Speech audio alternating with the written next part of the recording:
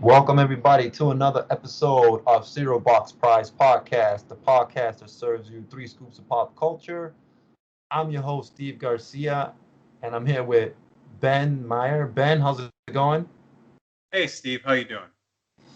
I'm doing good. I'm doing good, man. This is our Toy Aisle segment, and we're still going into the history of Transformers. And man, we had some technical difficulties the last time we tried doing this episode, but it's okay because we're here and we're doing it all over again. And Ben, how has been your toy hunting going lately? Have you bought anything? Anything new? What's going on? It's all about the Z-Bots. They're 90s, so they haven't been hit with the huge price increases we've been seeing on everything 80s lately. Um, and yeah, they're small and easy to collect. So I'm already just down to looking out for the last few. Maybe by the next time we record a toy, I'll have a full set going already. That's Um, awesome. How much are those going for? Like the Z-Bots right now? I've been getting lots on eBay, and I try to average under $2 a figure. Um, and I mean each figure is about an inch and a half tall. They're very detail painted. They each have 5 points of articulation, hips, shoulders, and head, which is fine for an inch to 2 inch figure. 6 inch, you got to have more articulation than that to impress me. But the level of paint detail and the creativity and the kind of punny names, it just has enthralled me in a way that Transformers hasn't for a while. Um, but yeah, and then there's a bunch of little vehicles and play sets you can get for them. And then they eventually downsized them further to mini Zs, which are only about an inch tall. And you get, the original packs included 10 or 15 figures or like a vehicle and 5 figures. So yeah, for a buck or two a figure, they're an absolute blast to collect. Um, Unfortunately, like every cool toy line of the days of yore, there's a whole bunch of them that wound up canceled and not released, and I'd kill to own some of them, but I don't know how many are actually out there. Transformers and GI Joe and the toy lines that you and I know the names of by heart.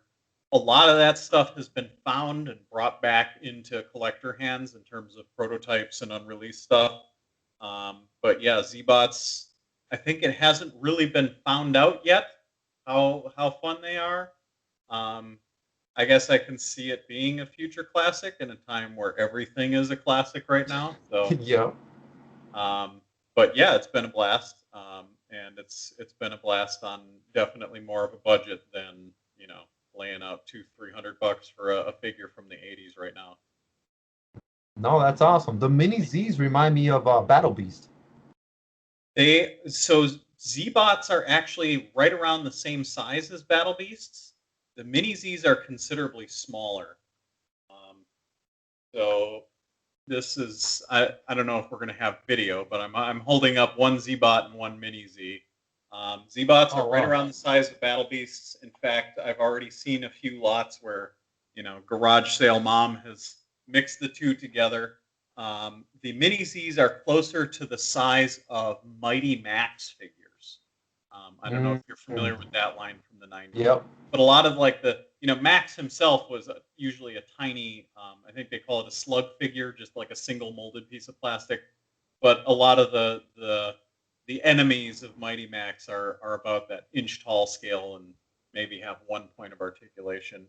Um, but yeah, I just love the paint details. The colors on these guys are really bright. They did some cute guys where their whole body is a mouth and you tilt them forward and kind of pinch. Um, Tombstone Tackle from Ghostbusters. You'd know that Yes. reference. It's Yep. like that, but with Z-Bots. And so you tilt them forward at the hips and then you pinch the body and it opens up into this big gaping maw with like a painted tongue and teeth and everything in there. Oh, that's awesome, So man. there's a lot of variety there, and yeah, it's kind of been my COVID collection. That's awesome, man. I'm pretty sure kids back in the '90s used to lose those tiny figures like the Mighty Max size because those are so tiny. Like I know people were losing those all the time, and it's kind of hard to find like going to the flea market. I find Mighty Max like the little play sets, but they're always missing the figures because the figures are so tiny for those things. Yeah, but I mean that was kind of the rage in the early '90s. Was the micro everything? I think it started with Micro Machines, which first debuted in '87, I think '87 or '88, and then Transformers got on board with the MicroMasters. You know, GI Joe had some micro figures, and then by the early 1990s, everything was micro. You know, every brand had their own version of micro, something from Mighty Max to Polly Pocket to Z-Bots. Um, you know, Kenner had Microverse, which was like a cross-branded line. There was Microverse Transformers playsets. There was Microverse Batman. There was Microverse GI Joe. So yeah, someday when '90s toys are as big as '80s toys are now, collectors are going to have a nightmare tracking down all those little tiny pieces. You know, Oh and man, like Micro Machines even went crazy. You know, Micro Machines are what, 3/4 of an inch to an inch long. There yep. was a line called Insiders where the car opens up on a hinge like a shell, and there's another car inside that is not more than a half inch long. And they were like fully painted, rolling wheels and everything, but they're like absolutely microscopic.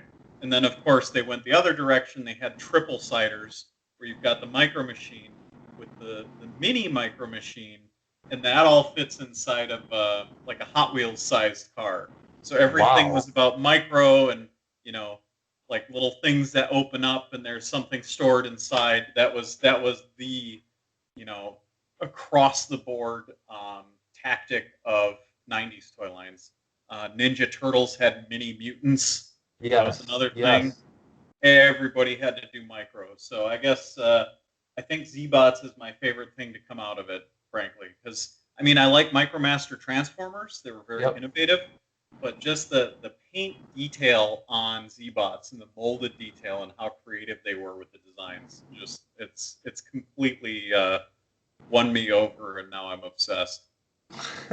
It's always good to be obsessed with a new toy line and something to get into. It's funny that you're mentioning the micro era because like did you notice or I don't know, not notice but did you read that Dino Riders is coming back but it's kind of like on a cheap scale and they're smaller for like $20. I did not notice that. Who's in charge of that? Because that was Tyco, and I forget who eventually gobbled up Tyco. Probably Hasbro. Yeah, so it's some obscure toy company. I think it's Entertainment Earth or somebody's doing it, but it's Dino Riders, but it's not the same Dino Riders that we remember, like the big, Yeah, dinosaurs. So it's $20 and it's a pack, and they're really tiny, and they're kind of like plastic though. So when I read that Dino Riders was coming back, I got super excited. I'm like, oh man, we're gonna get like the T-Rex with like all the weapons and all this. But yeah, then like when people saw what it really was, everybody goes like, that's what we're gonna get. And like I understand that who's really gonna buy, for them to make a dinosaur that big and ship it out and make the molds and all this stuff. Like the only people that are gonna buy are people from our generation, that knew about Dino Riders. yeah. But I mean, when you say that, what I'm thinking is, oh, this means that you're going to be paying twice as much for original Dino Rider sets as you are now. You know, a year from now, if that catches on at all. You know, if the reboot gains any traction, that's going to drive the original prices even higher than they are. But I mean, the truth of the matter is, a lot of these obscure toy lines have come back because of our generation of collectors. So, like I don't know if you're familiar with the series Rebel Power Lords. No, no, no. What's that? It was a small toy line released by Revell Monogram, the model company. They did have a very small toy division for a time, and they're based on like these kind of monsters in the style of like the Alien movie. I forget the artist who was behind all that. Um, Oh, Yeah, HG Giger, Geiger. Giger. Yeah, Yeah, yeah. that style of monster. Very like sinewy, bony looking creatures. And the good guy was a normal human. And if you like turned him around backwards, his backside was like this, the Lord of Power, and he was blue and had like red veins and details popping out. And their vehicles were like these weird organic. They looked like an organic vehicle, like it was grown in a test tube, and that's what they used to get around, kind of thing. Oh It was wow. a very bizarre toy line. My wife has collected almost all of them, but like everything from the '80s, the last ones to come out are absolutely unobtainably rare. Mm. So we're kind of bogged down in that. But they came back with those. I believe the company was Four Horsemen. Is that right? Okay. Which is Yep. one of these small kind of art studio action figure companies. And they came out, they did, a few of the main characters. They had like a bunch of online exclusive recolors and stuff.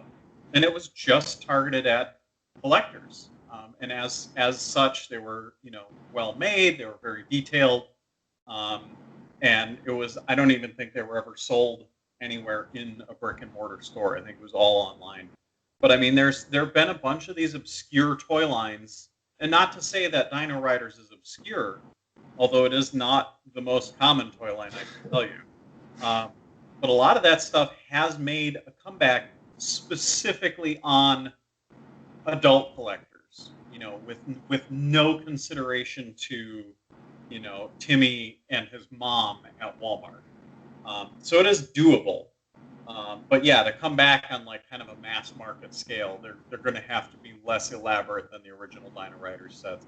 But either way, um, I would say that Dino Riders is a safe bet for an investment if you can get some for a decent price, because the original series is already inordinately valuable, and I'm sure that if any murmurs of a new series are taking hold, that those prices are only going to go up. Oh yeah. By the way, I just looked it up, Ben. So it was Mattel. Mattel is releasing those Dino Riders. Oh, that's right. Mattel wound up with Tyco. Yeah, yeah, yeah. So yeah, you're right. Mattel took over Tyco. So yeah, Mattel is re-releasing those. So they're also doing a micro series Masters of the Universe line. So all Oh, this micro stuff is coming back. So everything we well, know from the past is just coming back. I know there's been a trend in Transformers. Third-party Transformers kind of took over a lot of the adult collecting scene, starting around the early 20 teens. And a lot of that stuff was directed at like masterpiece style figures, where they're 6 to 12 inches tall, incredibly detailed, incredibly complex transformations. But being in the business of the aftermarket, I noticed a trend where people were being like, I can't afford to keep collecting this scale. I can't afford to get 100 characters at $150 each. That's just too much, and they Yeah. take up too much room. I don't have the shelf space, whatever. And so the third party companies caught on to that, and they reintroduced kind of a legend scale, which we can actually get to that a little bit in today's Transformers primer. But they're Nice. basically small, simplified versions of characters, usually 4 inches tall, and so now you can sell a figure to the adult collector market for 30, $40. That's detailed, well engineered, but relatively very small. And it's made it easier for people to amass, one of every Autobot and Decepticon from 1984 to 1986 in kind of this bite-sized scale where it's cheaper and takes up less shelf space, especially if you want to put out other things. I can see your shelves here, and you got Yep. every toy line I can name back there. So, Yeah, not yeah. everybody is willing to commit to $20,000 of masterpiece Transformers. So Yep. I think that's part of why those micro things are coming back. But yeah, I guess I'm quite curious to see if these '90s originals ever get big the way that '80s toys have gotten big. Yeah, it's funny. I'm seeing a big resurgence of stuff from like 95 and up. 90s toys are really getting up there in price, especially for some reason Captain Planet. That's one line. Yeah. Yeah, I'm Maybe even maybe everybody's like, oh my God, he was right. We are destroying the planet. Half of Australia burned down this spring. Jesus. like I knew Power Rangers has always been a popular line in the 90s, so Power Ranger figures are always going to be like high in demand. Power But Rangers is one of the weird ones though, because there were a lot of toys for Power Rangers. Like yeah, I consistently, as somebody whose job is literally knowing about these things, I'm consistently surprised by how much merch and toys Power Rangers cranked out in that period, including micro play sets, yes. because of Yep. course. Um, but like what I've seen in terms of Power Rangers values is the big transformable Megazords have Yes. always been expensive. Like that's Yep. always a solid investment. There's only a couple clunkers in terms of value that I can think of. But there are all these action figures of the Rangers and like Yep. vehicles that don't transform and like the 6-inch Megazords where it's just the robot as an action figure. And that stuff is not worth anything. Like Ranger figures, I just got in a bunch of sealed Power Rangers turbos, so like 1996, 7, 8, somewhere in there. Um, sealed figures, the 5 Rangers, 2 monsters, and like their helper guy, you know, Yep. sealed on cards, great condition. Looked them up to see what the value is. They're like 10, $15 each for sealed ones. I'm like, wow, okay, Wow. you know. But you're Wow. right. There are some '90s toys like Beast Wars Transformers. Yep. You know, a good sealed Beast Wars figure on a one of the carded sizes, deluxe or basic. Those things can run up to $100 for some of them. There's one that's 200. You know, just because he was rare, he was short packed, he's rare, and so a nice carded one will net 200 from 1999, I think. Yeah.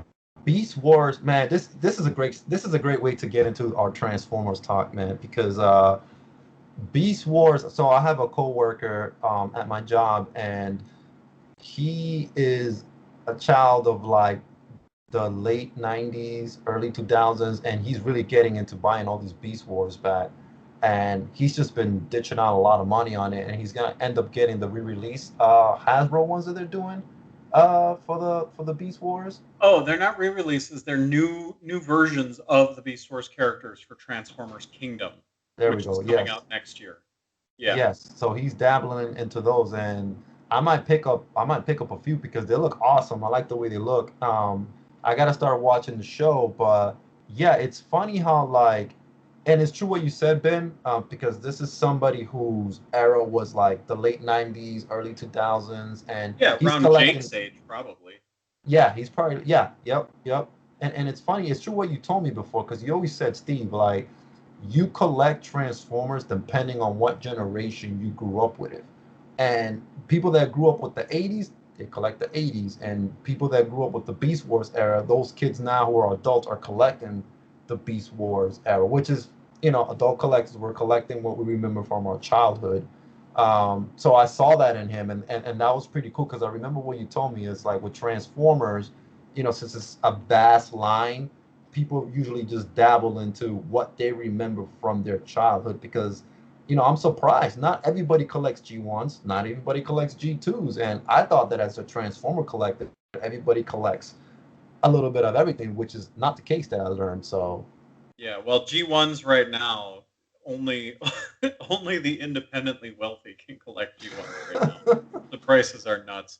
But yeah, I mean, that's the whole market of toy collecting by and large is predicated on nostalgia for one's childhood. And so that's the touchstone that everybody reaches out to when they first get back into it. And I guess my hope is that people can see beyond what they started with and realize that there's more to enjoy even if you didn't originally enjoy it as a kid.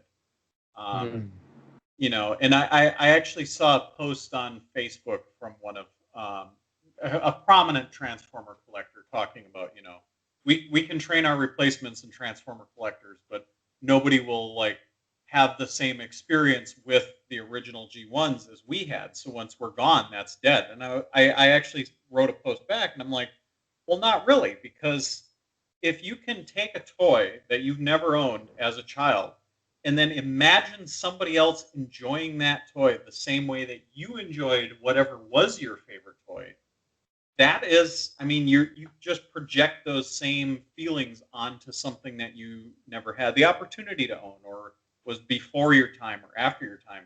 And as long as you can get some enjoyment out of it now, to me, that's just as good as having been there in the originals. And Yeah. I, for one, only like 10, excuse me, only like 10 of my G1 figures, and I have a complete run. Only like 10 of them I got brand new. Everything else was aftermarket because I grew up too late for it. But does that mean that I had, a different experience or level of enjoyment with those same figures just because I wasn't the first one to own them? I'd say no. But yeah, I think that there's going to be a lot of things that play into um, the 90s toys or the early 2000s toys making a resurgence into the collector market.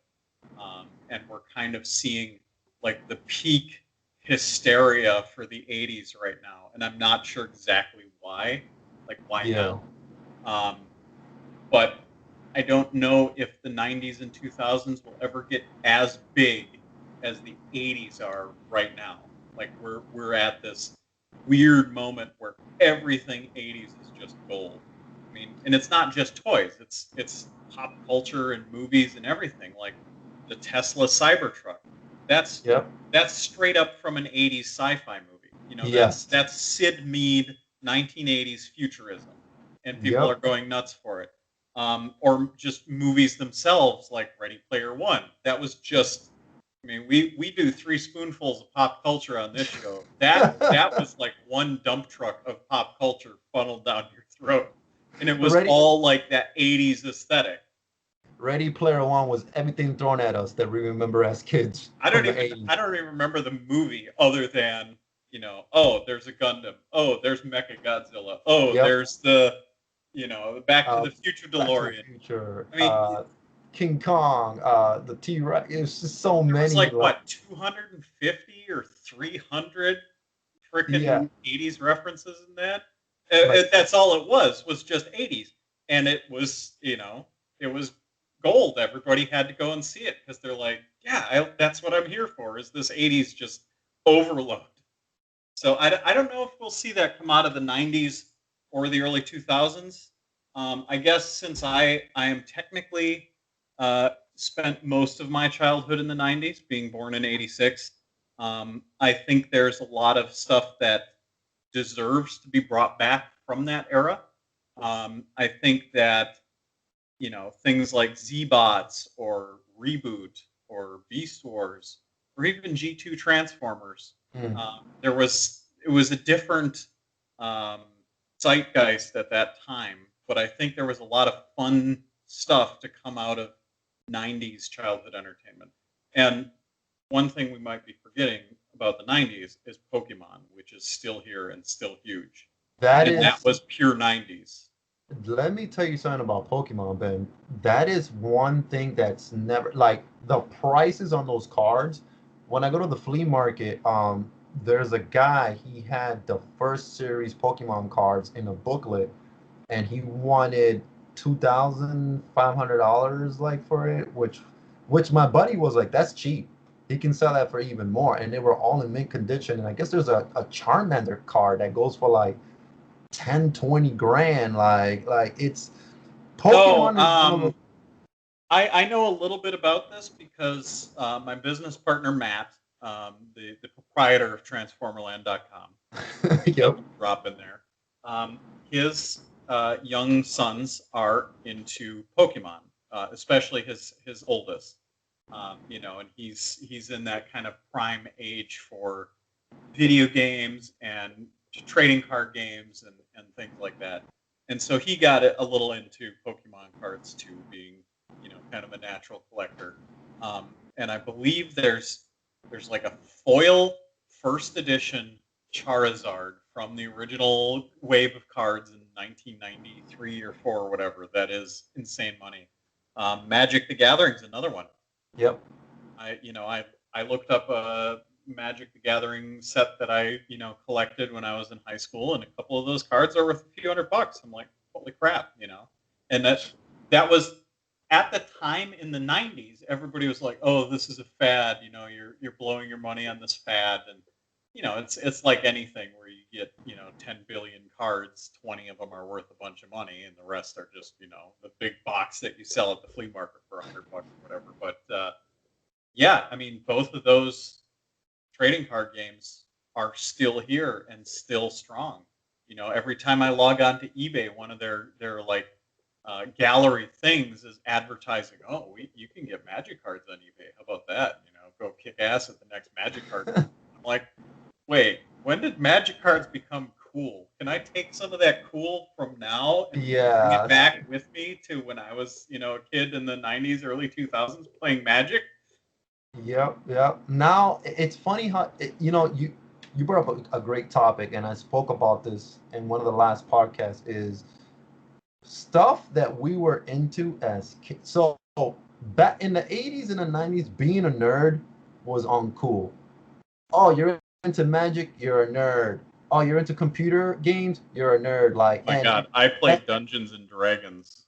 But the word nerd was a negative connotation back in the 80s. I mean, you even have the movie Return of the Nerds. The nerds, yep.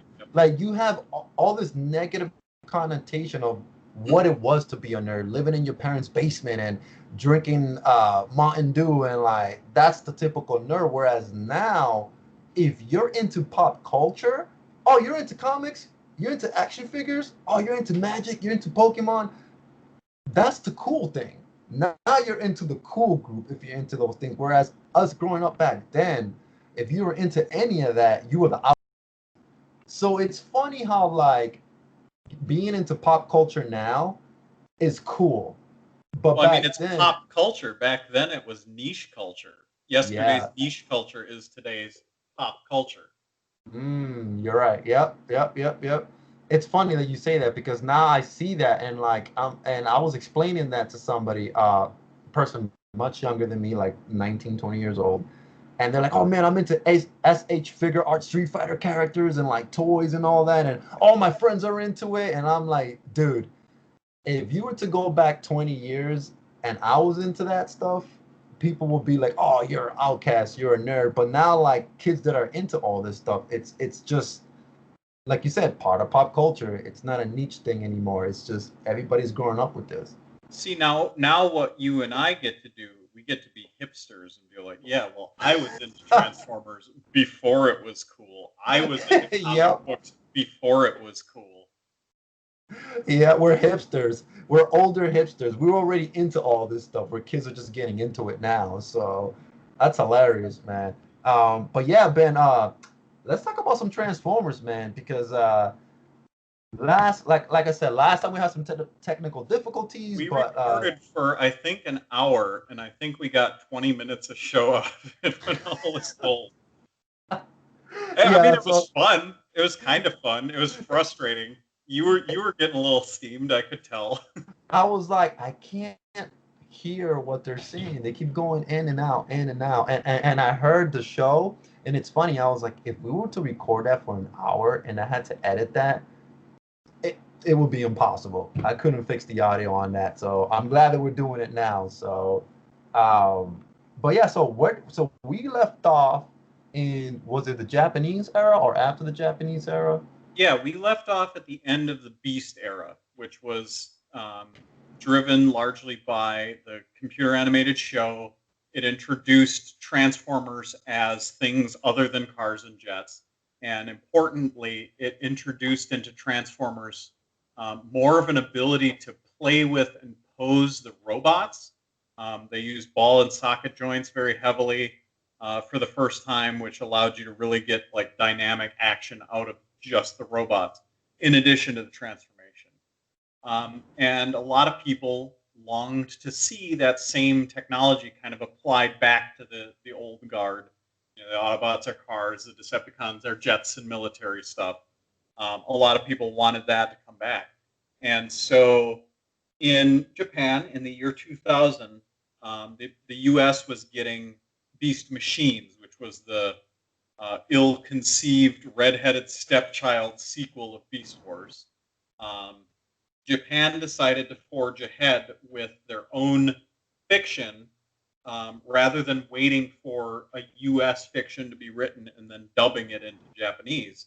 They decided to make their own fiction, and they went with the kind of pop, cheap anime of the time, like, you know, very traditional animation, a lot of stock footage.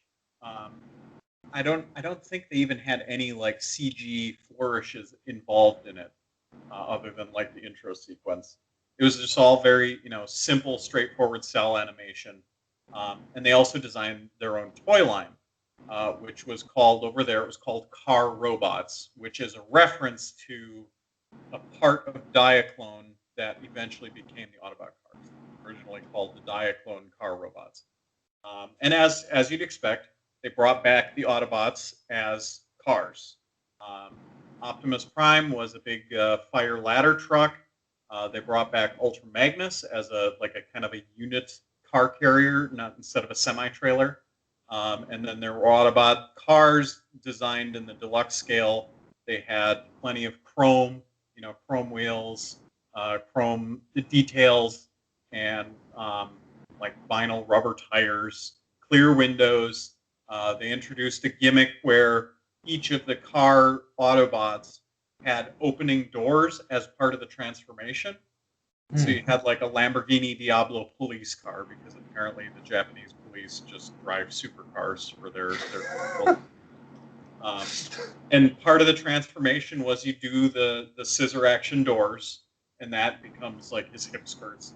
And then, you know, they were very complex transformations, because you kind of had to get this robot out of a car that was kind of a shell. But the benefit was that the robot then used the ball joints, so they were highly posable. You know, you had a ball jointed hip, you had a ball jointed knee, you had a ball jointed ankle, and so you could get these kind of wild poses and match up with that really over dramatized anime aesthetic. And they had a bunch of Beast Wars toys that were never used in Japan, because the U.S. Beast Wars series was a lot larger than the show ever included. So they brought a bunch of these Beast Wars toys that Japanese kids had never seen, and they recolored them and rebranded them to be the new bad guys for the car robots.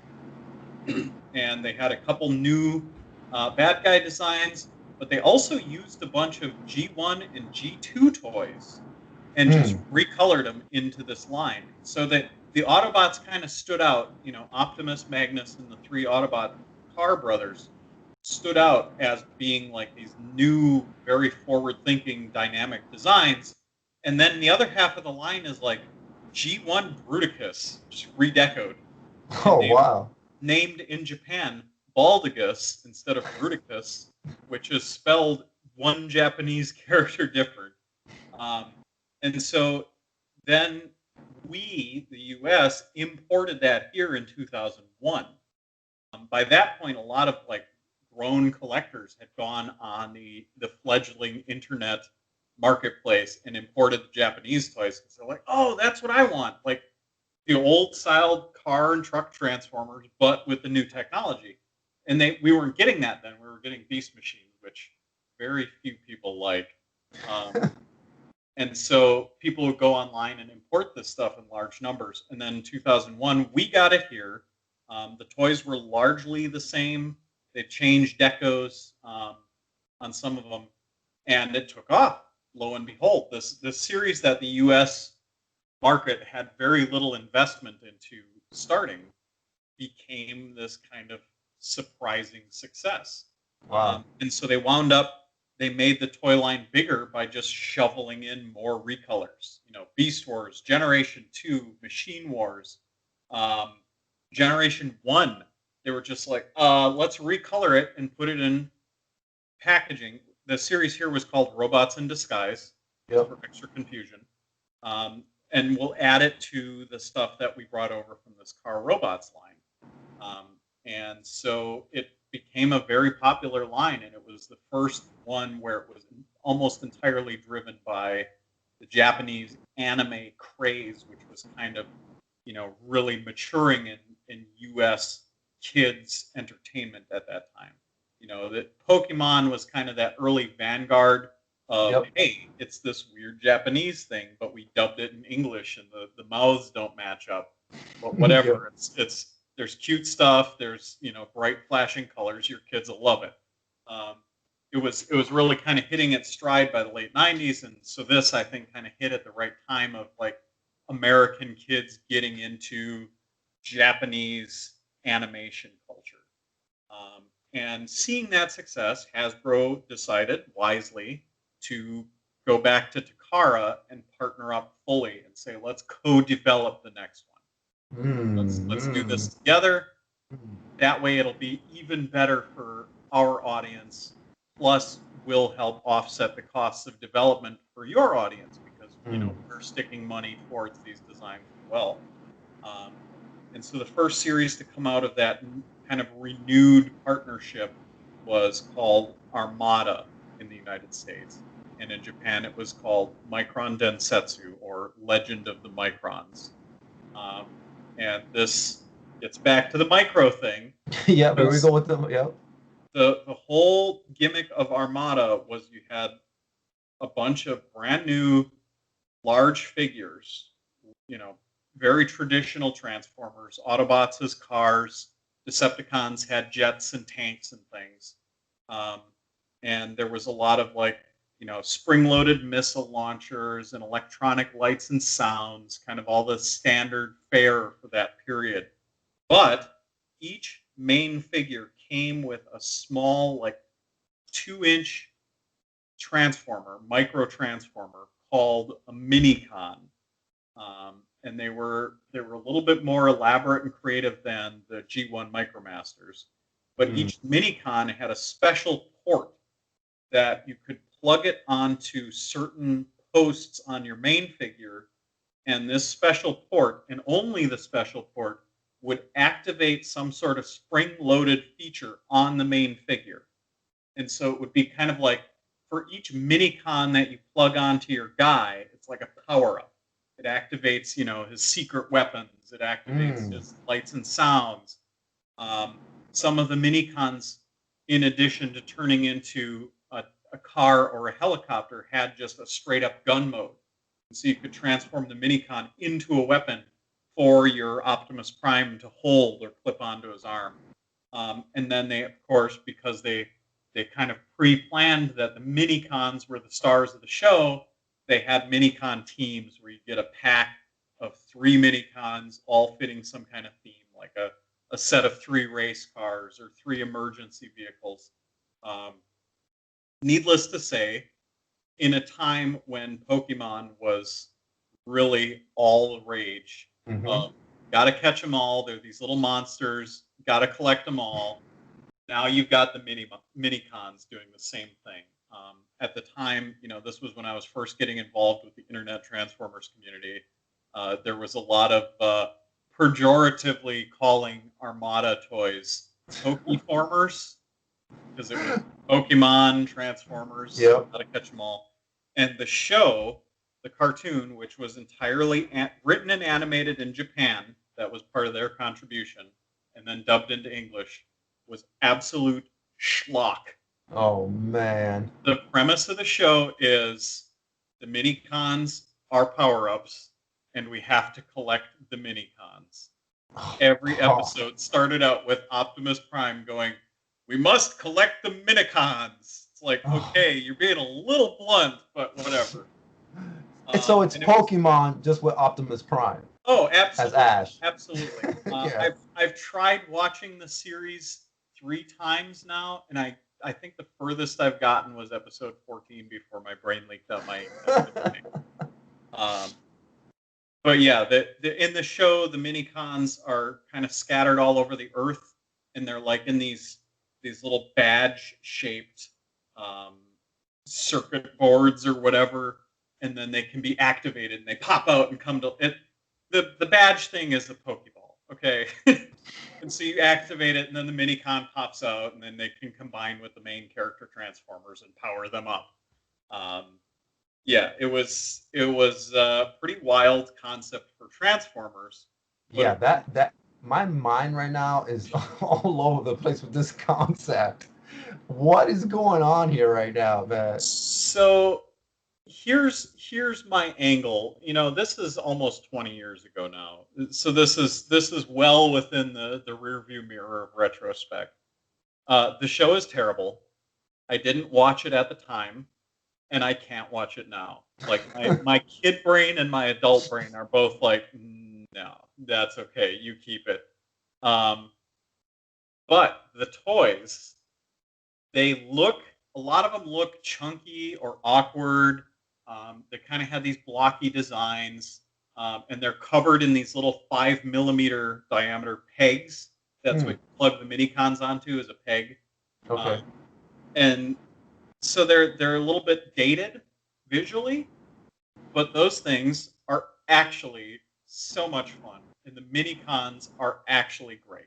Like when they came out with the concept of, oh, it's the mini cons, you got to collect them. Of course, I collected all of everything since forever, but when they introduced that concept of, oh, it's all, look at all these mini cons you got to go out and find. It's like, all right, Hasbro, whatever. I But then gotta look these up right now. you get them, and they're actually really fun. And the mini cons are great little figures. They're all very different. They all transform different ways. Some of them activate special gimmicks on certain large figures. Oh Um, wow, yeah, they're actually pretty Transformer Cybertron Minicon set. $100 for 25 of them used. yeah, That's not bad. they were a hit, and they sold obviously like hotcakes, because in our business we get tons of these things, and then we sell tons of these things. So obviously more people than just kids of 2003 are enjoying these toys because they're actually Right. um, Japan took the concept further in one way, and the US took it further in another way. Armada was such a big hit in the US that they were even more desperate for new product. They were like sold out in stores, except for like a couple of really clunker figures that were overpacked. But like the Hasbro was desperate to get more product into this line, and so they took Beast Wars figures from the Transmetals line, where they were kind of mechanical beasts, Hmm. and they just added mini-con ports onto them, like the Oh little wow. pegs. And they'd be like, here's a recolored Beast Wars figure with a recolored mini-con. It doesn't have the spring-loaded gimmicks because it's a Beast Wars toy, but look, new mini-con, stick it on your Beast Wars toy, and those sold. And it was Wow. it was absolute gold for them. Japan went a different way, and they started producing like special exclusive mini-con packs. Yep. So they'd be like recolored mini-con packs called the X Dimension, where it's the same mini-cons you bought in the first wave, but now they're like all clear blue plastic or something, with very thematic deco. And it's like, okay, go buy the same ones again, because look, they're new colors, and we must collect the mini-cons. And then they started doing like exclusives for conventions, and like certain stores in Japan had exclusives where it's like, ooh, if you go to this store on this day, you can get this new mini-con, and people went nuts over there. So the Japanese versions of this stuff are also very popular. Um, so they obviously hit a winning formula: low effort cartoon, really fun to collect toys, and appeal to the popularity of Japanese anime in the United States and Western culture. Wow. And Who? It's funny because like, and we've said this before. Toy companies, it's all about selling the toys. yeah, Even if absolutely. it's all about the toys. If the show is crappy but the toys are awesome, then the toys are gonna sell. So whatever Hasbro has to do, hey, let's make a show with Transformers mixed with Pokemon. Optimus Prime has to go catch these. It's whatever sells the toys, man. If there's one thing we learned growing up in the '80s and in the '90s, it's let's sell these toys. Who cares if the show's cracking? Let's just sell a lot of these toys.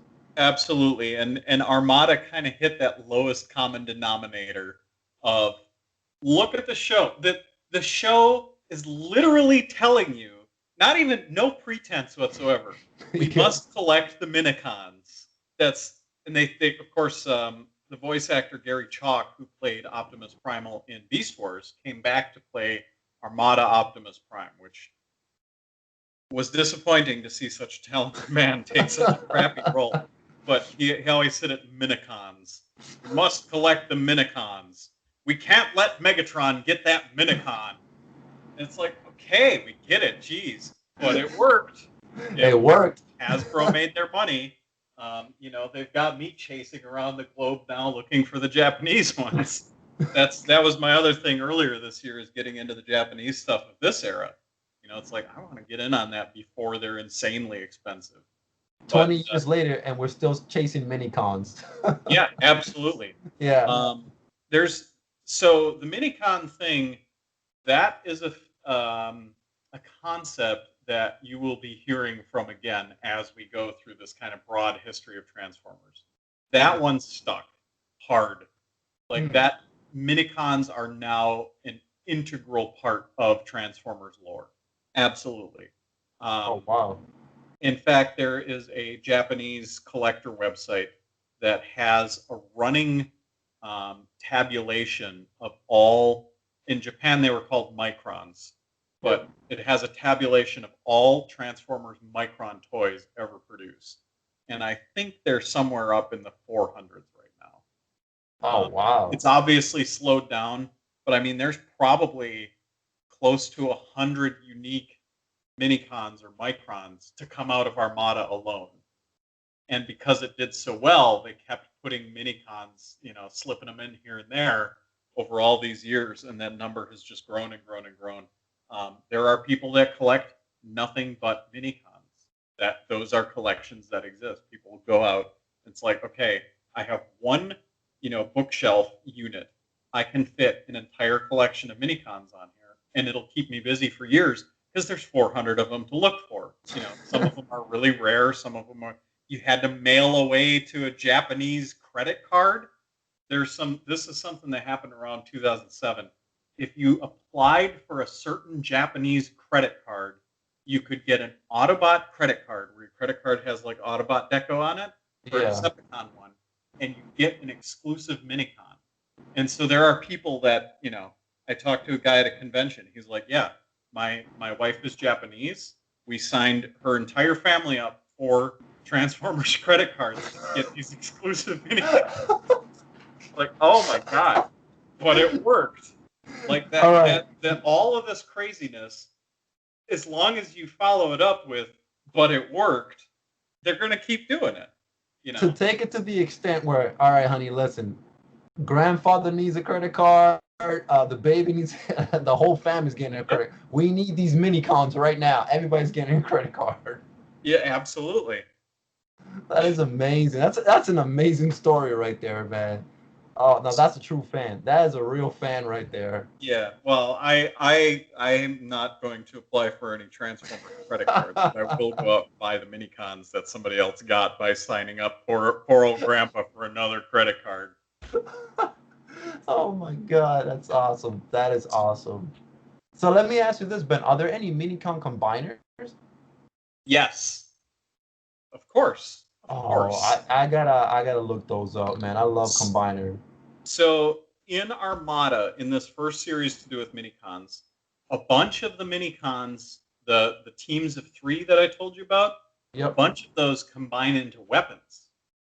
So, for example, there's a team of 3 jet aircraft, and you combine them into a sword. And then Optimus Prime has an LED light in his fist. Yeah. And the sword is cast in clear plastic. So you give Optimus the sword and press the button for the light, and it lights up these 3 minicons formed into a sword. Oh, Um, wow.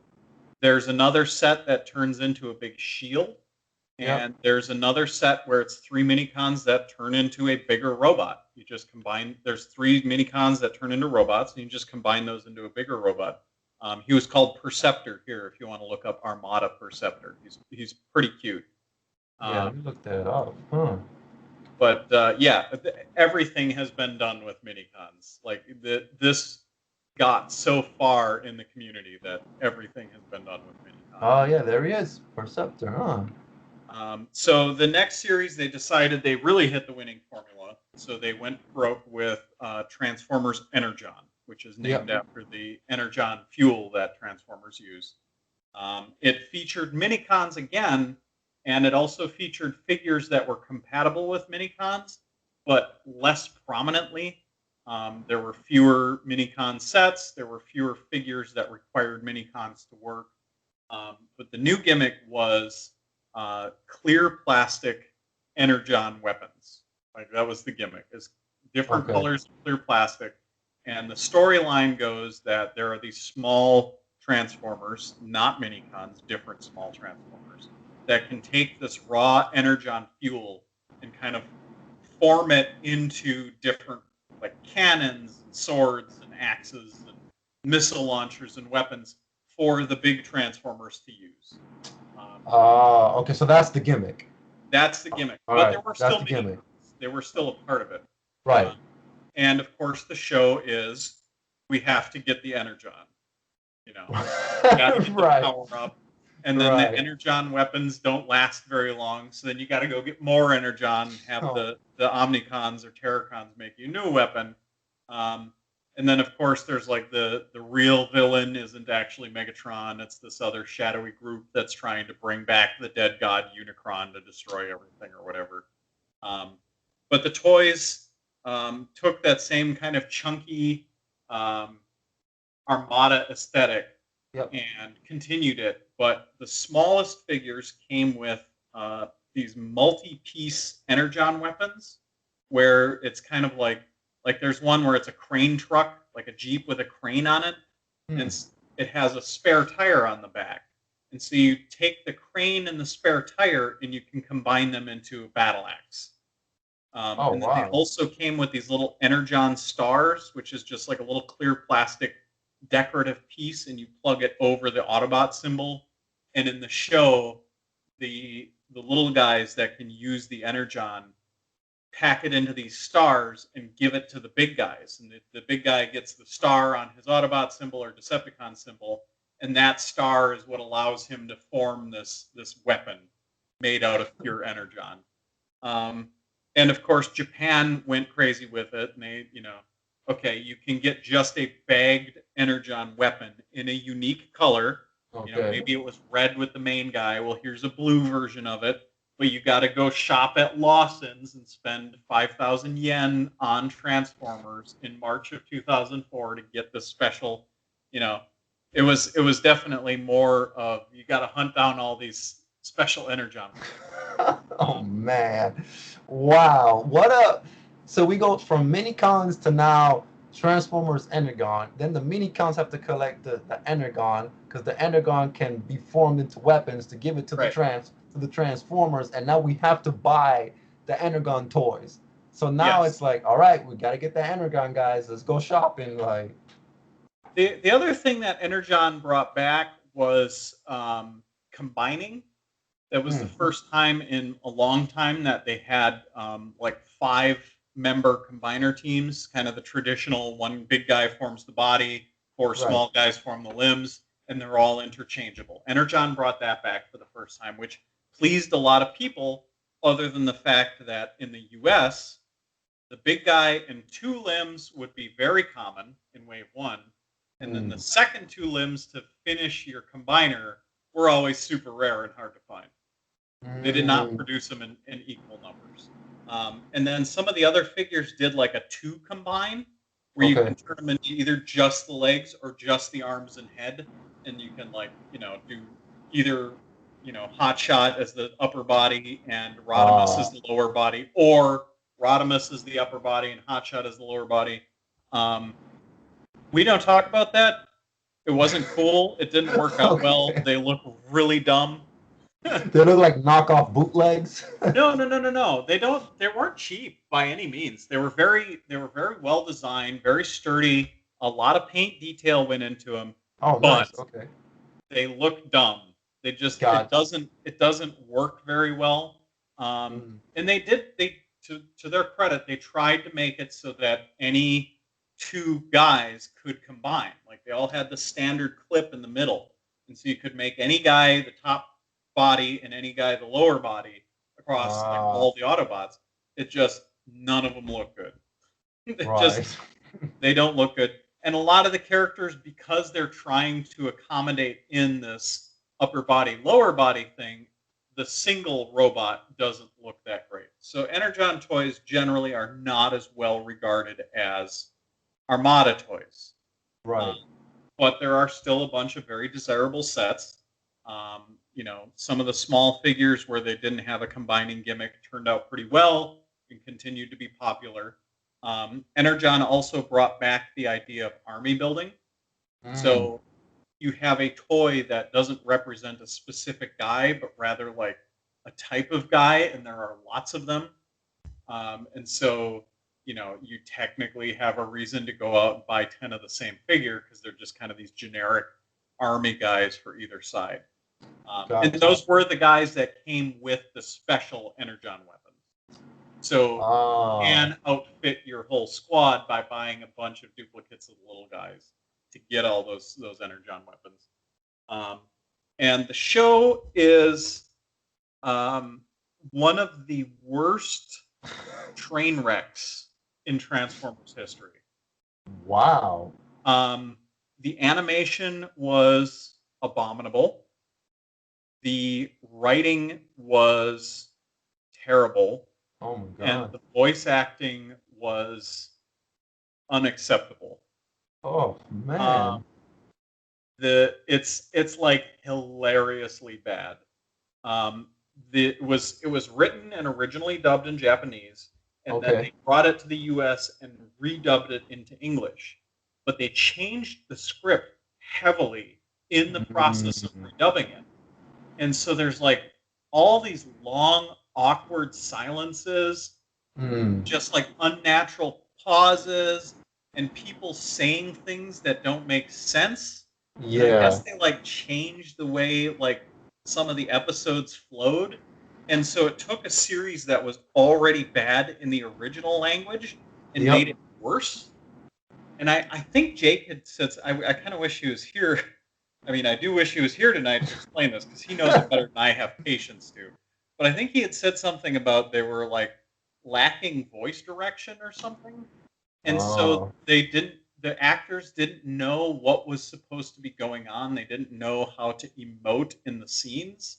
And so the whole Mm. thing comes off as just horribly amateurish. And they tried to do so the show was traditionally animated, like cell shade animation animates. Okay. But the robots themselves were all CG. Oh. But Okay. Uh, it's like really um, unexpressive CG. Like in Beast Wars, when Cheetor looks surprised, you can tell he looks surprised. It doesn't even matter if he's a cheetah or a robot. You can tell right. he looks surprised.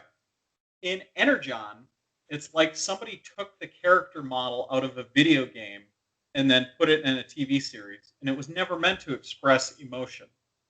It was Oh. actually considerably worse looking animation than Beast Wars. Like you'd have people like running and like their legs are moving really fast, but they're just kind of drifting slowly across the ground as their legs are Oh, like that's going to beat Hull. horrible. And it's like, oh my god, it is rough. So how many years apart from the Minicon show to the Energon So show? each cycle ran about a year and a half.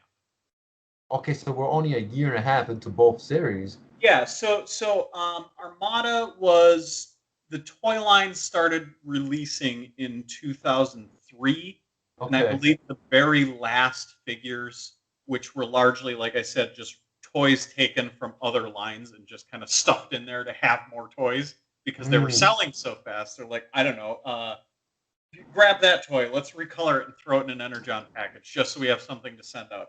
The last toys were released in 2005. Okay. 2005 was also the beginning of Energon. The bulk of Energon came out in 2005. And then the very last stuff probably came out around 2006. Wow. And Wow. so uh, they um, they did specify that Energon was a sequel to Armada in both Japan and the U.S. Um, but yeah, the toys obviously sold well enough because they decided to continue the trend Right. with Transformers Cybertron, which here Cybertron was supposed to be a sequel to Energon. And that led to the U.S. naming this as the Unicron trilogy because Armada introduced Unicron, then they kill him, then in Energon they try and bring him back as a giant zombie, and then they kill him again, and then Right. Cybertron. Now Unicron is just a black hole that's threatening to suck up the Transformers' home planet of Cybertron. And Wow. interestingly, in Japan, their version was called Galaxy Force, and it was not a sequel to Energon. It was its own thing. And so they still have the black hole that's threatening to suck up the Transformers' home planet, but it's a new story. Okay. And Cybertron was a major refinement of this early 2000s toy aesthetic. They went with very futuristic, kind of like Star Warsy designs almost. And again, there was a toy line wide gimmick. Okay. Except this time, instead of minicons or Energon weapons, it was the Cyber Planet keys. And they were these little, roughly circular keys with a special tab sticking off of one side. And you jam that in the figure, and that unlocks some sort of weapon or special power or lights and sounds, you name it. And then each different planet in the Transformers show had its own style of key. And so the characters who were from that planet came with that style of key. Functionally, the keys were all interchangeable. Like the special peg is exactly the same on all of them. Okay, So that's good. if you have one key, you can go through your whole thing and activate everybody. That's a good thing. Okay. And then in the US specifically, the back of the key had a 4-letter code that you could plug in online and it would give you like bonus content. Sometimes it was character bios or like concept artwork. So you buy the toy, you get the key, you go on this website, and you put in the key code, and it'll give you this, whatever bonus content pertaining to that character. And the toys were a lot better designed. The gimmick was a lot less intrusive on the figure in terms of it being able to look like a good vehicle, look like a cool robot, and have a fun transformation in between. Optimus Prime from that line is famously awesome. It's just an incredible figure to this day. Oh wow. He's like this big cannon truck. Huh. It kind of looks like the fire truck Optimus from Car Robots, but I'm gonna instead look of this a up battery, right he's now. got these 2 huge cannons. One of which is an electronic thing. You stick the key in and it makes lights and sounds. The other side, you stick the key in and it pops out all these missile launchers. But it's just a really fun toy. Yes, it does look Megatron awesome. turned into the Batmobile. Look up Cybertron Megatron and you'll see what I mean about that. It's just Let me see straight this. up a Batmobile. I don't know any other way to explain it. Yeah, he does look like the Batmobile, the Michael Keaton Batmobile. Yeah, exactly. Wow. But it's a really cool toy. Yeah, so Cybertron, the show was better than Energon. And it was about them kind of going from planet to planet and meeting all the Autobots and Decepticons that lived on each planet and trying to get them to help, bring their planet's cyber key power to get rid of this black hole that's threatening to eat up Cybertron.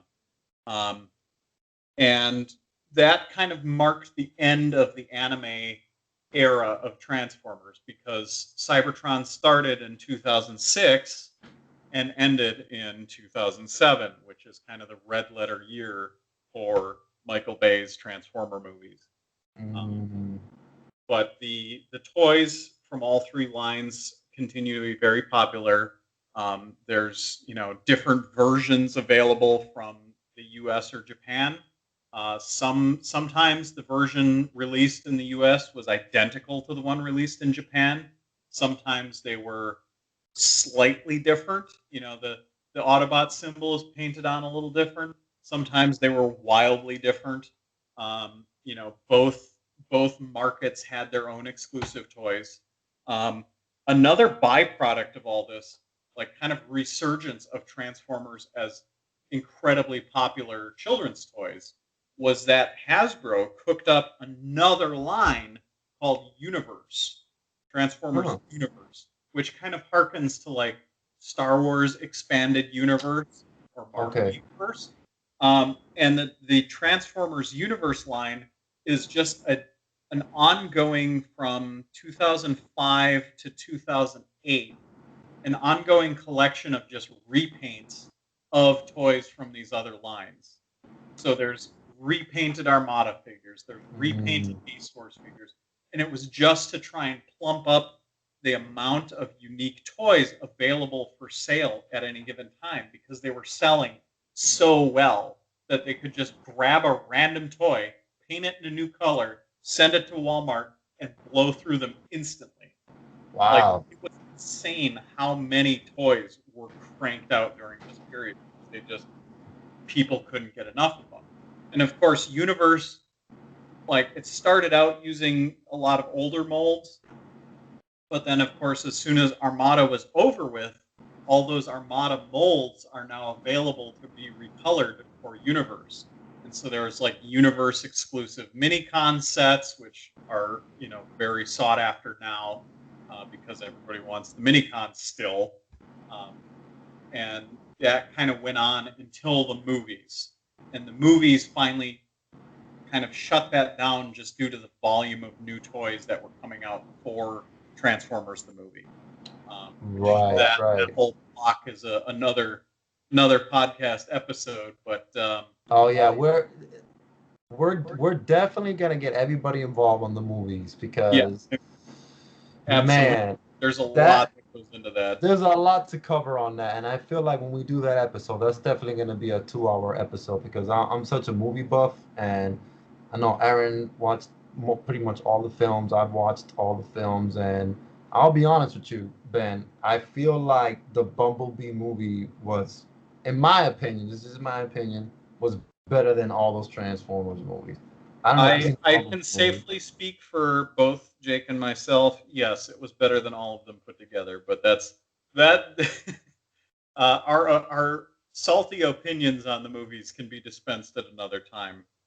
Um, Yes, because I want to hear. I cannot wait to get you and Jake and just hear your opinions on these films because again, like I'm gonna use Ghostbusters as an example. Ghostbusters, there was a movie first, mhm. then the toys came out. Transformers, the toys were in Japan, but then you had the cartoon show here, for so that they can bring it over. So, it wasn't like, oh, there's a live action Transformers movie in the 80s and then the toys came out.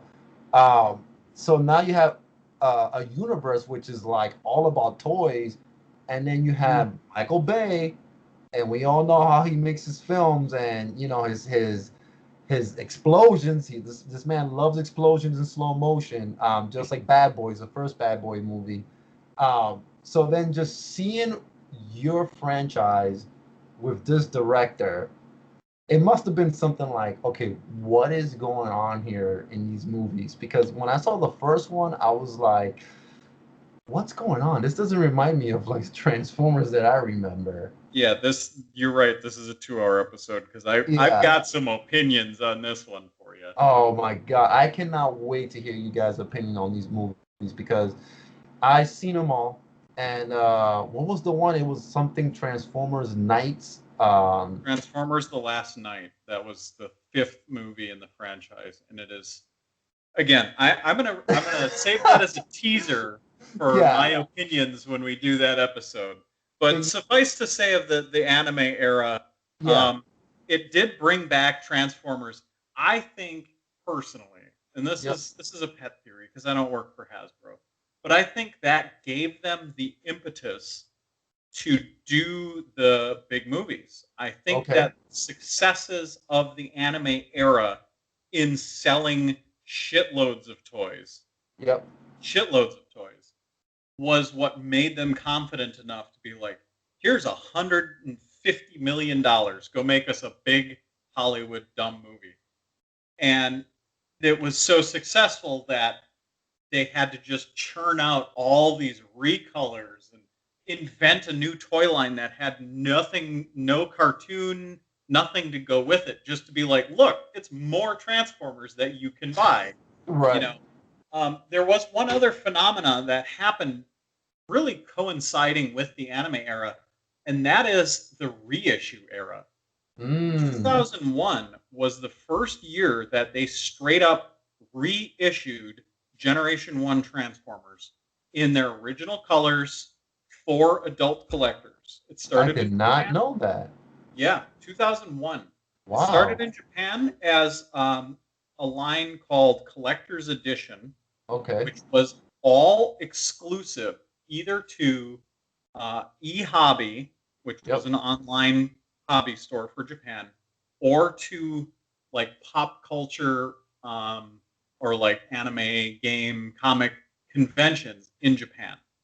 And it started out as like this thing where we're like, hey, look, we made 1,500 copies of this new reissue of an old toy because the adult collector community was finally starting to kind of form and cohere at that time. Mm. Um, and then they saw the popularity of reissuing old toys for people that never had an opportunity to own them when they were younger, or maybe they had them and got rid of them and wanted them back again.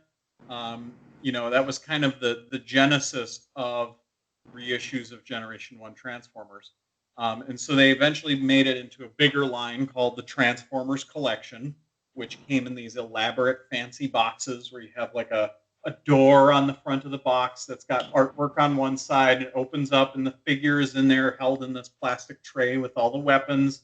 And they had like a little, like 5 sheets booklet with like information about the toy line and the um, character and like the cartoon. And you could actually take those, like they were perforated, you could take those pages out and build them into a binder that came with Optimus Prime until you had Wow. the whole book.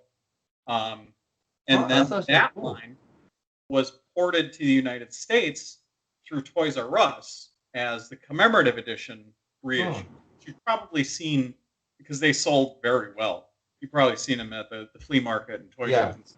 They're usually in a red and orange box, and it's the Yes. same thing where you have the window that opens up in the front.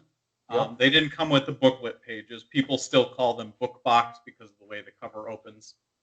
But those were almost one-to-one corresponded to the Japanese releases. They just put them in Toys R Us as a Toys R Us exclusive instead. Um, Although those they had to like make the missiles a lot bigger for American safety laws. So they'd take Okay. like a missile that was originally like an inch long. Japan doesn't have a lot of the choking hazard laws that we have, and so they take this like inch long missile and blow it up to 3 inches long, and so it's like longer than the figure is tall, meet with safety standards. But yeah, those are 20 years old, and so those are becoming pretty collectible. And You brought obviously, up, we're seeing this new wave of reissues happening through Walmart. you know But what, man? yeah, You brought up a good point though. You said, and I didn't know this, that the first reissues were in 2001, and I feel like Hasbro was the first company to bring back 80s toys reissues because this whole 80s reissue crave that we're going through right now, it's only been what, the last 6 maybe 7 years that we like it's been like, oh, GI Joe, reissue this, reissue that, reissue this. But you saying that right now, 2001, and I graduated high school in 2001, so it's like, thinking back then, 2001, we weren't that far from 1999. So for Hasbro to, okay, we're gonna reissue the '80s line in 2001. I feel like to me they were the first company to actually like, hey, let's bring back the '80s nostalgia.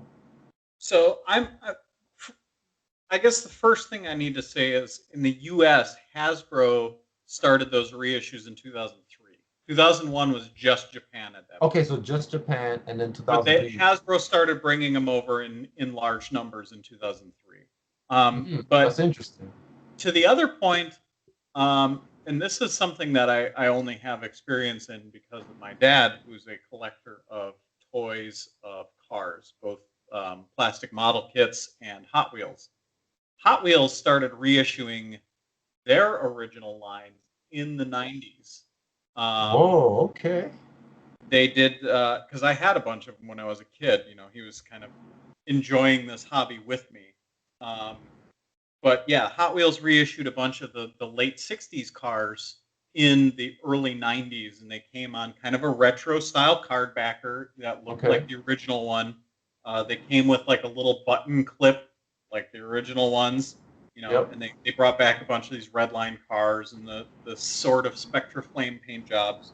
Um, so the idea of reissuing toys, popular brands of toys, was not new to the time that Hasbro started bringing back Transformers. However, you Mm-hmm. are right in noting that it's one of the first 80s toy lines to come back like that, if not the first. The first, Um, yeah. Star Wars in the 90s did the Power of the Force line, which Yeah. corresponded to like the remastered VHS release and stuff like that.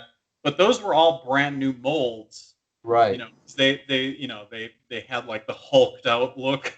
Yep. There was Luke like, is like this big Arnold looking bodybuilder guy in a big broad A stance with his arms way out from his sides. So it was like kind of calling back to that original toy line, but it was not a reissue. The 2003 commemorative edition Transformers were reissues. I mean, obviously there's mm, differences, but for all intents and purposes, they were trying to give you the same toy that you bought in 1984 or 5. Um, so yeah, it kind of did lead the. It was at the leading edge of that, and it was at the same time that original Transformers were really starting to pick up value on the secondhand market. that's It's interesting. the time that figures started costing, instead of like tens of dollars for figures, you're talking like $100 for a figure. It's when you're going from like, oh yeah, I found this at the flea market for $10 to I had to go on eBay and pay 75. Especially for Oh, popular early characters, your Optimus Primes, Jazz, Prowl, Starscream, Soundwave. All those guys were just then starting to really appreciate value beyond like garage sale prices. If you talk to people who were active collecting toys on eBay in the 90s, it's almost like shameful to think how cheap you could get stuff for back then. Um, yeah. but by the 2000s, it was really starting to pick up, and I think Hasbro and Takara in Japan smelled that blood in the water, and they were like, "Well, instead of paying some eBay guy $75, how about you pay me 30? I'll give you the same toy for 30, brand new. It can be yours. You don't have to worry about it being worn. It'll look Yep. nice. Paint will be nice. You're grown up. You can finally put the stickers on straight instead of putting, you Right. know, the license plate on the front windshield. Like a idiot kid. Um, Yep. but yeah, that was kind of the coming storm, and so the fact that adult collectors were coming back into it enough where Hasbro noticed and was like, we need to get in on this action.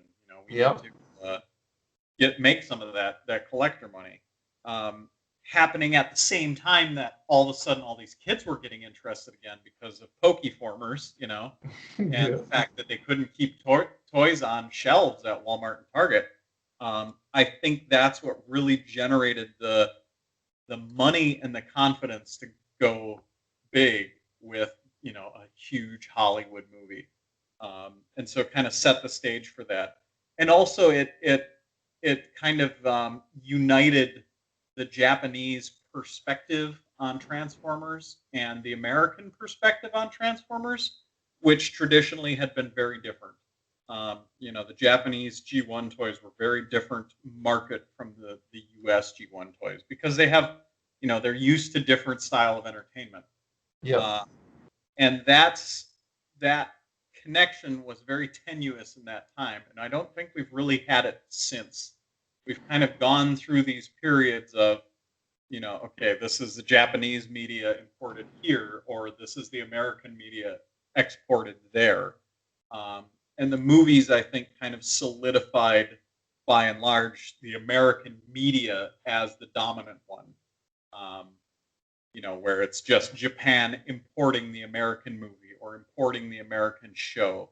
But since the end of that anime era in the early 2000s, we've kind of taken the spotlight.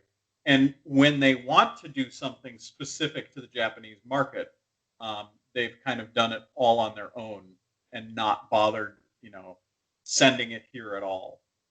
And there's a few examples of that, but by and large, they're much smaller, much less impactful than like the movies or Transformers Prime or Transformers Animated from the United States entertainment side of things. I feel like, wow, Ben, like after like doing all the Transformer podcasts and then just learning so much about the history, well, the one thing that I've gotten out of it, especially with Hasbro, especially you explaining this to me right now, if we look back at the 2000s, right? Ninja Turtles got their, remember that live action Fox reboot that they did of Turtles? They were like live action in costumes. It was like 97 or 98. It was on Fox. Not really, because I did not involve myself with anything outside of Transformers. Okay, so there was a reboot of Ninja Turtles and it was live action. But that was like 97, 98. That did horrible. Now, let's look at Hasbro. So in 2003, they reissue, the original G1s, for the adult collectors.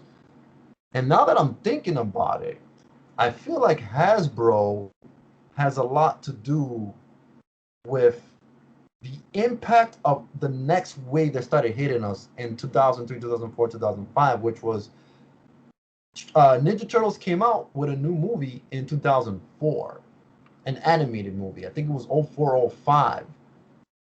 Then after that, if we keep looking down the line, we have the G.I. Joe movie. We have another Ninja Turtles. I feel like Hasbro, right in that era of 2003 with these reissues, because I don't remember 2001, 2002. I don't remember 80s toys, but like you said, Ben, in the 90s, people were collecting them on eBay, but they were cheap. But in 2001, 2002, I don't remember anybody that I know that was a toy collector really being like, I gotta get all this 80s stuff. It wasn't until like 06, 07 when I really started seeing a bunch of this 80s stuff really going up in value. And then also I had a friend who was into the NES. And in 96, 97, when FuncoLand went under, he started buying all the NES games for like 25 cents each.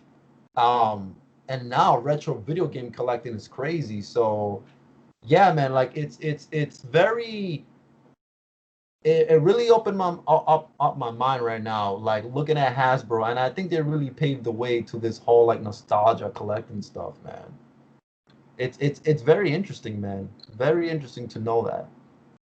Yeah, I think you're right about the time frames, and Transformers really was on the leading edge of that. It really was. And I think that might just be because of how prevalent Transformers was in the 80s market.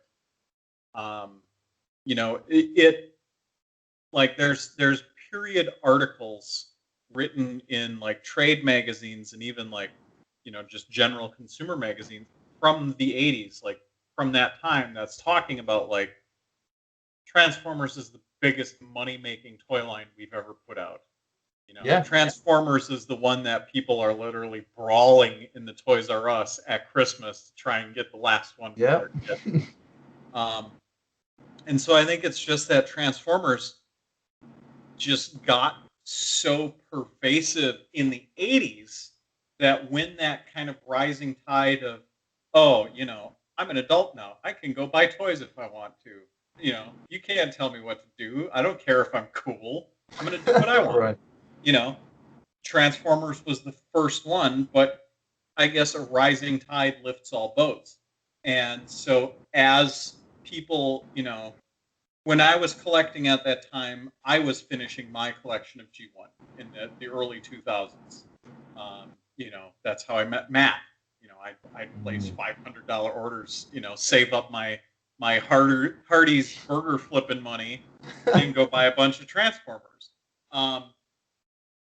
And I know at that time, a lot of guys that were in Transformers first, like that's the first thing they came back to, they got everything they wanted back out of it. You know, there was no third party. Yep. And so if you were a kid of the 80s and you don't really like Beast Wars, you really don't care about Pokeformers, you just want the original G1 shit, you get as far as you want. And then it's like, okay, well, now I'm really into this toy collecting hobby.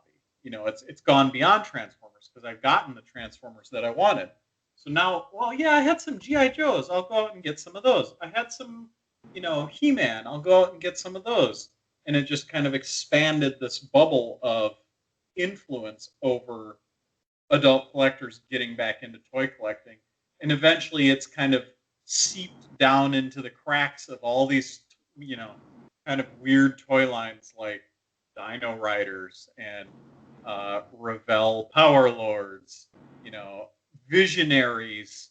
I'm trying to think of some other ones that were never really big. Like Visionaries, there's 12 toys, but they're worth a bunch of money. You can't tell me that those people, like, you can't tell me that every one of your friends was talking about Visionaries in grade school. I won't believe you. I have two of them on my shelf in the back right now. So exactly. So you get into toy collecting and you're like, okay, what else was in the toy aisle in 1987? Oh, those look cool. I kind of like those. I wish I had those. I'm going to get those now. And it's gotten stronger and stronger, expanding out from those couple of core toy lines, of which Transformers and Star Wars are kind of, in my opinion, those are kind of the pillars. They really are. That's what I'm going back to first. And then I'm going to start expanding out into other interests that I may not have even been aware of when I was a kid. I mean, you know, like I said to you just now, I didn't know anything about things that weren't Transformers until, you know, 2008 or whenever I started, you know, kind of really working on buying and selling of 80s toys in general. I went through that same process. Like, okay, I started with Transformers. Now I got to learn about Star Wars because that's popular. I got to learn about Joe's because that's popular. Now I got to learn about, you know, this obscure toy line, you know, March On Mysterians. You know, stuff that's like, wait, that was a thing? Yeah, it's a thing, and somebody wants it. You know? Army Ants. Yes, those I had some Army Ants when I was a kid. There was a garage sale find. They probably came in the bottom of a box of Transformers, and so we played with them, you know? Yeah. It's funny that you're saying that, like, in 2008, you were, like, you know, learning about these other, like, toy lines and, like, shows, because, like, as a kid, I remember watching G.I. Joe. I remember watching Transformers. Now, as a toy collector and, you know, doing a podcast and having you guys and talking to other toy collectors, it's funny when you become a toy collector and just somebody that's into pop culture, how now you have to go back and do your research, rewatch these shows, rewatch these movies, learn the characters, because I didn't know anything about Star Wars, and I just learned about Star Wars within the last 5 years. And I was never a big fan of Star Wars. Now I'm a huge fan of Star Wars. I watched The Mandalorian. I love the movies. I know the characters now because, you know, I would be in these groups and these talks, and people would be like, "Oh, so did you see the last Star Wars? Oh, well, the Empire Strikes Back," and like, I had no input on anything.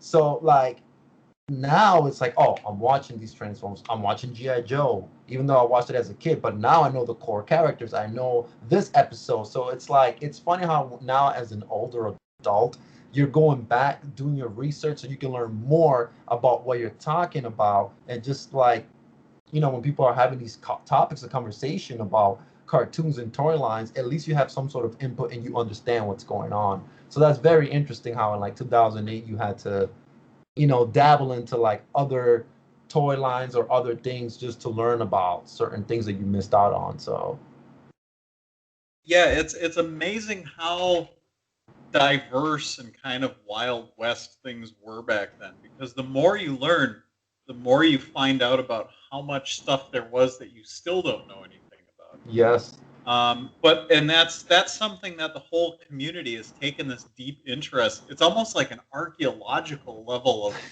like yes, academic interest in yep. researching this stuff. There was a couple of books that have just been released recently called "The Toys That Time Forgot." Have Hmm. you heard of these? No, no. It's a big like coffee table tome, Okay. and it it covers all these toys that either were never produced or that were super obscure. Some of them are like entire toy lines that got canceled for whatever reason.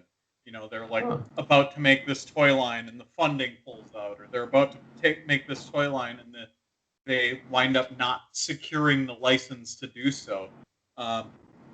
Oh yeah, it's For $50. example, Yep, I see the yeah, book right here, it's bottom two. we just got volume two. Sandra has already read it cover to cover. I haven't delved into it just yet, but like people are going out of their way. They're finding, these executives and people that worked at the toy companies and asking them questions and turning up prototypes and talking to the people that know and you know taking these photographs and finding sketch drawings of what these toys were going to be like. And these two books, these two volumes are just things that were never sold in stores. Like they never made it to production. And they have just Wow. books full of this stuff. I mean, the amount and depth of knowledge that people have gained on this is like, you know, it's like World War II. How many books have been written about World War II? I guarantee you, we're going to match that number eventually with books about 80s toys and 80s, pop culture, youth culture, stuff like that. Yeah, Just because yeah. it's become this huge phenomenon of people getting into it and then learning more and more and then collecting more and more and just kind of broadening out. Um, but yeah, I'm always like super duper shocked every time somebody finds some new trinket of information that I'd never heard of before.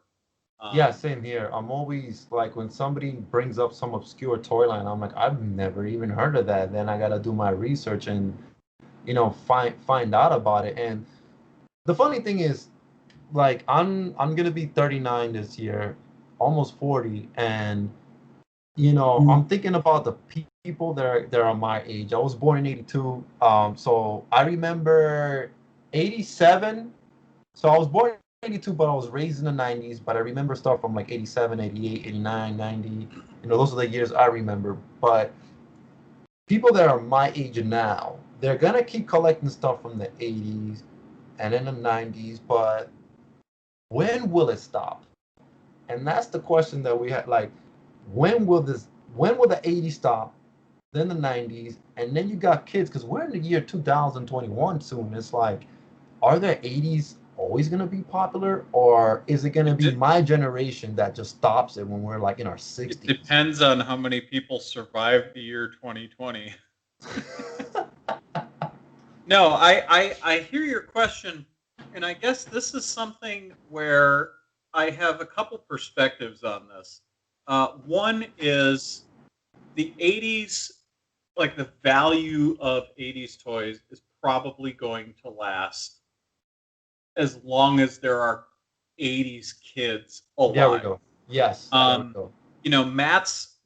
Matt's wife Tonya is a published um, kind of like authority on Shirley Temple dolls from like the Wow. 1920s and 30s. Wow. And of course, you'll note that there's no way that she has firsthand experience of that. But Right. she's like the leading author on Shirley Temple dolls from that period. Wow. And she, when Matt got into buying and selling Transformers, she got into buying and selling Shirley Temple dolls. Hmm. Her clientele is all in their 80s and 90s right now because that's kind of ground zero is people, women who were born in the 1920s and 30s and remember watching Shirley Temple movies and having Shirley Temple dolls. So that market was fairly strong up until the last several years because now you're having all these mega collectors passing away at the age of 89 or 90 or 91 or 82, and all of a sudden there's like thousands of ultra rare Shirley Temple dolls pouring onto the market through these auction blocks. But I mean, those dolls are almost 100 years old. So Yep. some of them are getting to that age. I'm not sure what date the oldest one is. That's not my area of expertise. Right. But I mean, that's a long life cycle for the collectability of a toy. But what I posit to you and to the person who posted on Facebook about once we're gone, it's over for G1 Transformers is what he was referring to. I would say no, because we've got new stuff bringing people into the same, not just the same hobby, but the same franchise, Yes. same characters Yes. as you and I and guys, 5, 10 years older than you and I that were, Right. that remember 1984 as clearly as you remember 1990. Right. And so I think that the longevity of our hobby, and this depends on generational differences of socioeconomic factors. It's well known that Generation X, people born from what 65 to 1979, Yeah. has statistically done better financially than the millennials and now the Generation Z Zoomers or whatever. And so that might play into the number of people that get into collecting because it's not always cheap. I mean, No. most of us hesitate to admit how much we spend on this stuff, Yeah. but I think I'm that will ashamed. play into it. But the truth of the matter is, when you and I are old and gone, Yep. Jake and people younger than Jake are going to be coming into it because they saw what came out during their childhood. You know, Mm. there's somewhere today there's an 8-year-old kid that got into Transformers because of the Siege stuff that came out in the last year or so, right? Right. And so he might not collect G1 right away, especially if prices continue on the trend they're going. But once once that original generation of people is to the age where a lot of them are dying off and those collections are going onto the market, there's still going to be people who are interested in Transformers at large and be like, oh, well, this is one of the first ones of the thing that I loved from 30 years after that one came out. I'll go ahead and pick that up because that's cool. That's part of the history of what led to the things that I enjoyed in my childhood. Yep. And so I think that bringing in that new blood is going to keep this going for quite a while longer. And this is kind of spoiling some of my opinion about the movies, but a lot of original '80s kid Transformer collectors are, let's say, not fond of the Bay movies. But the Right. truth of the matter is, the Bay movies got a lot of kids interested in Transformers. Yes. For example, Jake. The movies are what really solidified his interest in Transformers collecting. He had some from before that time, but that's what really kind of drove it home. And he's like, wow, this is amazing. This was a key part of what I fondly remember from my childhood. This is what got me interested in this.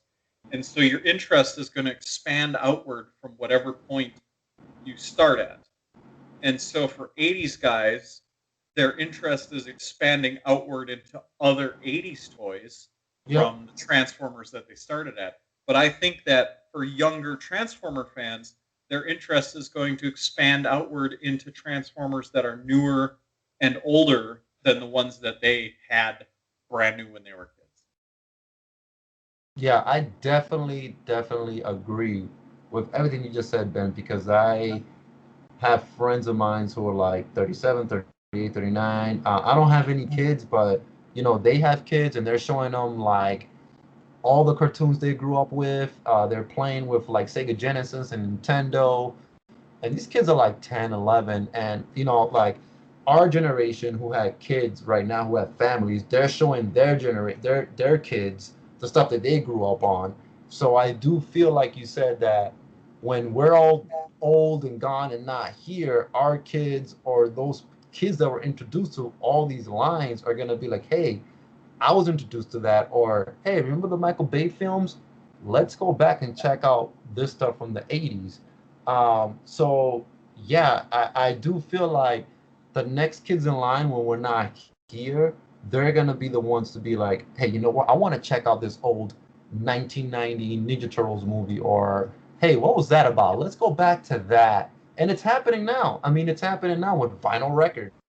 You got kids 21, 22 years old. Oh man, vinyl. Oh, Yep. cassette tapes. I'm gonna cassette tapes. Even VHS. VHS with hipster kids. They're like 19, 20 years old. Now they're collecting VHSs because it's the cool thing. So I do feel like this stuff, when we're gone, it's gonna keep going, man. Like, so yeah, you hit the nail on the head with that. We're right now we're at the hour and 41-minute mark right now, but before we leave the podcast, I just want to thank everybody for listening tonight, and I want to thank my co-host Ben again for another great job done. Ben, thank you so much for joining us again. Thank you. Thank you for all the great information. I learned a lot today about the mini cons and then the Energon and Hasbro. I didn't even know that Hasbro re-released the line in 2003, so that puts a lot of things into perspective for me. So yeah, so for everybody listening right now, if you have not checked out transformerland.com, I'm gonna let Ben plug it in for us here. Transformerland.com. We are the biggest Transformers and other 80s action figure toy store online. We also have just massive amounts of information and collector's guides available on our website. We've got tens of thousands of photos for you to go and oodle at.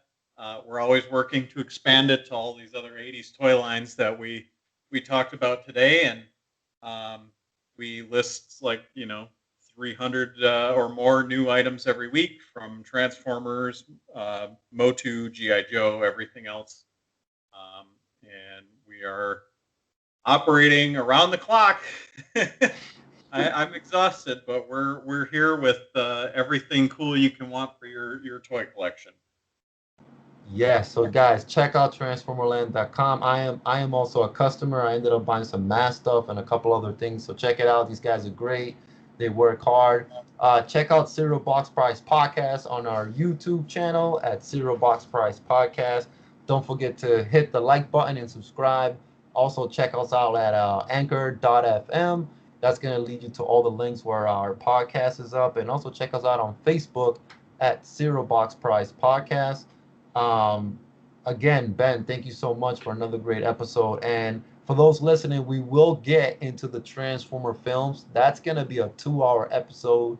I can't wait because I have so much stuff to say about these movies. And I know Ben and Jake have a lot of stuff to say about those movies. So I'm actually excited to get into the next episode and talk about the films and the next movies and the toy lines that came out and the video games that came out after all this stuff. So Transformers is gonna keep going. So thank you everybody. Ben, is there anything else you want to say before we get out of here? Well, we got almost 2 hours out of just the anime era, which is a forgotten corner of Transformers. You better book 3 for the movies.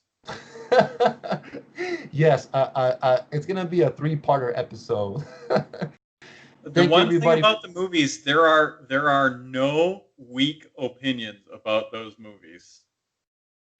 That'll be fun to get into it, and I'm curious to hear what you and Aaron have to say. I mean, Jake and I still all the time we're going on and on about the movies and strongly worded, strong opinions. So I think it'll be a blast. I'm looking forward to that one. Same here. Thank you, everybody, and we'll see you guys next time.